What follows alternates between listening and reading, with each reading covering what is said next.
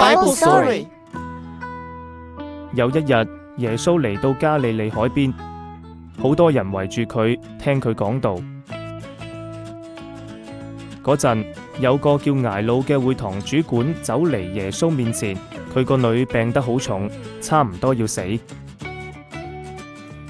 魯跪喺耶穌面前話：我個女病到就快死，求你嚟我屋企幫佢按手醫佢，等佢好返。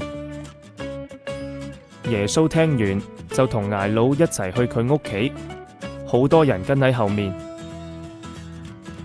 半路有人喺睚魯屋企跑過嚟話：你個女死咗啦，可以叫先生走啦。耶穌就同睚魯講：不要怕，只要信。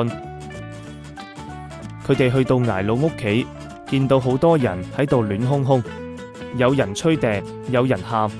耶穌話：個細路唔係死咗，係瞓咗。